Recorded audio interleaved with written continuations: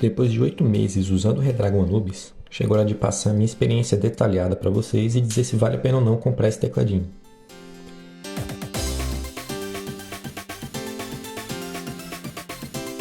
O Anubis é um teclado gamer sem fio no formato TKL.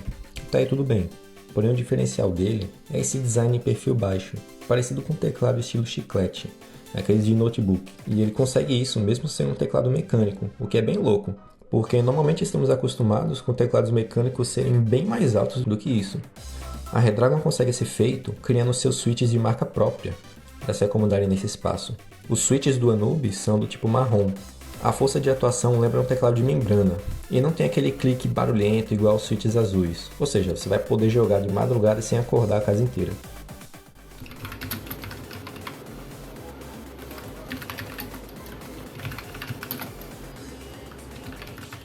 O teclado é todo construído em plástico fosco, texturizado e com pés emborrachados que podem ser erguidos. Não é a coisa mais premium que já vi pelo preço cobrado, mas dá pro gasto. Embaixo dele fica escondido o receptor sem fio USB.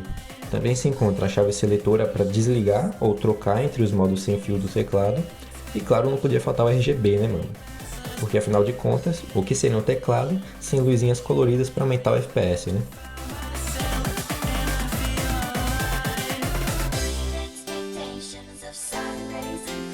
Como eu já falei no vídeo de unboxing dele, infelizmente esse teclado não é ABNT. Você pode usar ele normalmente como se fosse um teclado ABNT, mas as teclas são impressas no estilo americano.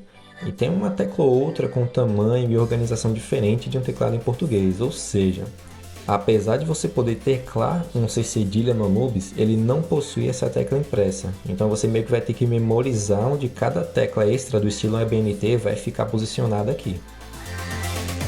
Agora vamos falar um pouco desse aspecto mecânico ultra fino dele, que é o chamariz desse teclado. Isso impacta na usabilidade? Bom, na verdade sim, e eu percebi que usando esse teclado, como as teclas são todas feitas a partir do mesmo molde, elas têm o mesmo formato e não tem nenhuma diferença, são completamente retas e baixas. No meu caso isso afeta sim um pouco a digitação e me faz errar um pouquinho mais de frequência do que se eu estivesse usando um teclado normal, em formato convencional com aquelas teclas côncavas. Não é nada que me faça odiar o teclado, mas é algo a se considerar, já que às vezes eu nem percebo que eu digitei errado, eu tenho que voltar e corrigir o erro. Isso talvez seja um problema meu e não do teclado, mas eu acho que vale ressaltar. Falando sobre o modo sem fio, às vezes percebo que alguns inputs aparecem repetidos na tela. Creio que isso seja alguma interferência no sinal, o que me faz pensar que a tecnologia sem fio, tanto via Bluetooth quanto via 2.4 GHz, não é tão confiável ainda para uso com teclado, já que eu vi isso acontecendo vez ou outra com outros teclados sem fio que eu também já testei. Não é algo que ocorre todo dia, mas quando acontece, você é lembrado que a conexão sem fio é suscetível a esse tipo de interferência e te faz questionar se não é melhor usar o teclado no modo com fio para resolver logo esses problemas. E fora isso, a latência não incomoda, tá? É quase imperceptível quando você usa com o adaptador no modo 2.4 GHz. Ele é um pouquinho mais rápido do que o Bluetooth. E eu consigo até jogar guitarreiro sem problema nenhum perceptível de delay na atuação das teclas. Entretanto, no modo Bluetooth, como eu falei, existe sim um delay e que pode atrapalhar sua jogatina caso ela exija inputs extremamente rápidos. Então já separa uma porta USB extra no teu PC ou no teu notebook para usar o teclado com o adaptador 2.4 GHz ou cabo, caso o teu foco seja jogar. Uma coisa bem chata ainda falando sobre a usabilidade que eu percebi nesse teclado é que não tem um aviso claro de descarga e nenhuma forma de checar o nível da bateria.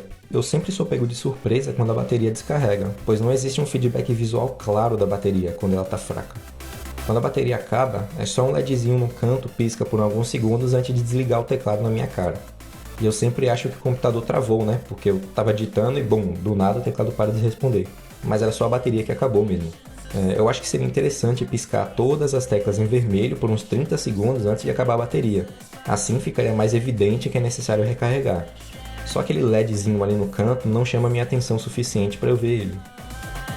E já falando sobre isso, outro ponto a se notar é a duração da bateria, que não é nada emocionante não. Esse teclado vem com a capacidade de 1900 mAh e ele dura pouco, mesmo com os LEDs no nível mínimo de brilho. Ele dura ali em torno de 7 a 10 dias dependendo de quantas horas você vai usar por dia. Com o brilho dos LEDs no máximo, a bateria só durou 3 dias, é muito pouco. Se quiser que a bateria dure mais que uma semana, você vai precisar usar com os LEDs desligados. O que mata um pouco da graça, né, de você ter um teclado Full RGB, convenhamos.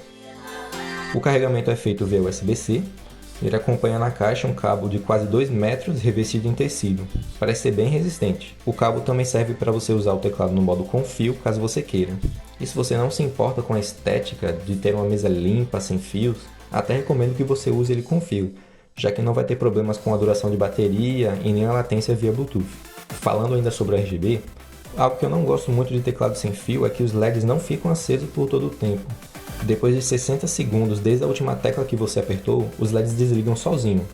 Obviamente isso é uma forma de poupar a bateria, que já não é lá tão generosa. Mas eu não encontrei nenhuma forma de impedir esse comportamento. O manual não fala nada e nenhum comando usando a tecla FN parece controlar isso. Então mesmo tendo um teclado Full RGB, se você deixar de usar ele por 1 minuto, ele vai entrar em modo de descanso e vai desligar os LEDs. Para você que gosta de mostrar o seu setup RGB como um pavão de cauda aberta, talvez vai ter que usar o teclado no modo com fio para evitar que os LEDs desliguem depois desse tempo de inatividade.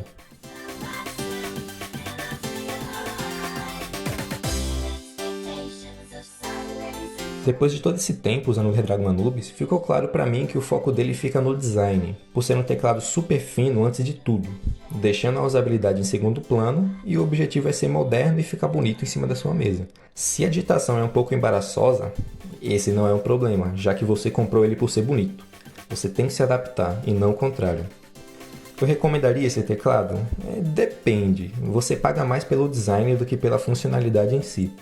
Se você achou ele bonito, sim, vai fundo. Mas existem outras opções mais baratas no mercado que oferecem qualidade de construção e usabilidade melhores, até da própria marca, como o Redragon Kumara, por exemplo, porém sem esse design ultra fino. Mas, de qualquer forma, tem um link de compra desse modelo aqui na descrição e obrigado por acompanhar meu review, manos.